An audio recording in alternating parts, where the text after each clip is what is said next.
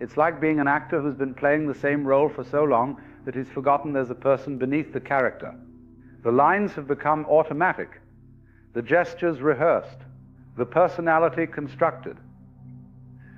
But in solitude, the stage disappears. There's no one to see you. And when there's no one to see you, something loosens. The mask begins to slip. And beneath the mask, you discover something unexpected. There's just you. Just this breathing, aware presence.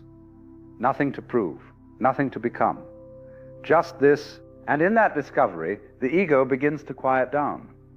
You see, the ego needs others to exist. It defines itself in relation to people, what they think of you, how you compare to them, whether they approve or disapprove.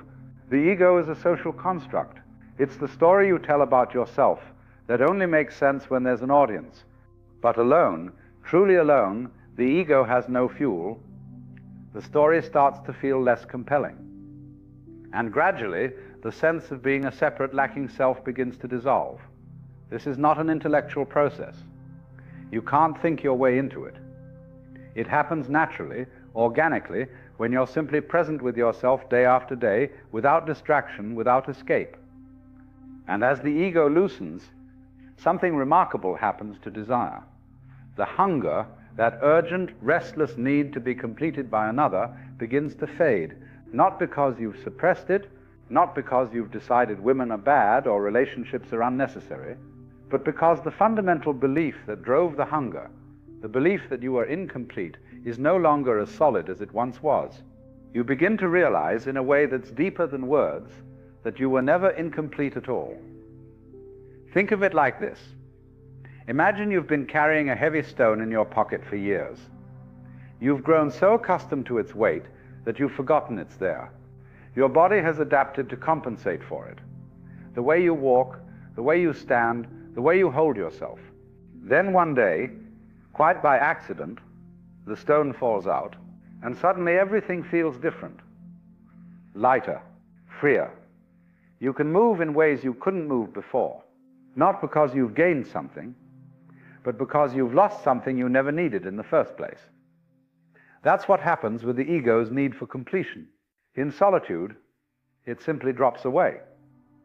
And when it does, desire transforms. Let me describe the shift more precisely. Before solitude, attraction feels like hunger, like thirst, like something you must have or you'll suffer. There's an urgency to it, a pressure, a kind of low-grade anxiety that drives you to seek, to chase, to acquire. When you see a beautiful woman, the mind immediately starts moving, calculating, fantasizing, building a story. You imagine what it would be like to be with her. You wonder if she noticed you. You feel that familiar tension, part excitement, part fear, part desperate hope. The mind creates an entire narrative in seconds. Maybe she's the one. Maybe she'll understand you in ways no one else has. Maybe with her, you'll finally feel the way you've always wanted to feel. Complete, confident, at peace. And beneath all of that mental activity is a simple belief. If I could have her, I would feel better. I would feel complete. This is the ego's mode of attraction. It's compulsive. It's mechanical. It happens to you rather than arising from you. You've probably noticed this if you've ever been walking down the street and seen someone attractive. For a moment, your attention is completely captured. Your body turns slightly in her direction. Your mind starts spinning stories. And for those few seconds, you're not present at all. You're in a fantasy future where you and she are together, and that fantasy feels more real than the ground beneath your feet. This is not love. This is not even attraction, really. It's the ego grasping for completion. But after solitude, after spending months in your own company, after the ego has loosened its grip, desire changes. It becomes quieter, slower, more selective. You still notice beauty. Of course you do. Beauty is beauty, but the reaction is different. Instead of the mind immediately grasping, building fantasies, calculating strategies, there's just appreciation. Like seeing a sunset. You don't need to possess the sunset. You don't need it to complete you. You simply enjoy its presence while it's there. Women stop being symbols. They stop being objects in the ego's game of completion. They stop being fantasy projections or emotional rescue missions. They become quite simply other human beings. And attraction, when it arises from a different place. Not from need, but from resonance. Not from lack, but from fullness. Not from the question, what can you give me? But from the quiet recognition, ah, there you are. This is a profound shift, and it changes everything.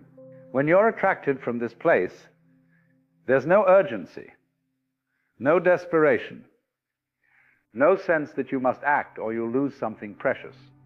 You can be with a beautiful woman and simply be with her present, calm, not reaching into the future, not calculating possibilities, not performing, and paradoxically, this is when attraction becomes most real. Because you're not trying to use the other person to fix something inside yourself. You're meeting them as they are, not as your ego imagines them to be. Here's something else that happens after solitude. You stop losing yourself in relationships. Before, when desire was driven by need, there was always this quality of falling. Falling in love, falling into infatuation, falling into fantasy. The metaphor is telling, you lose your footing, you lose your center, you lose yourself. A man in this state will bend himself into whatever shape he thinks she wants. He'll compromise his values, neglect his friends,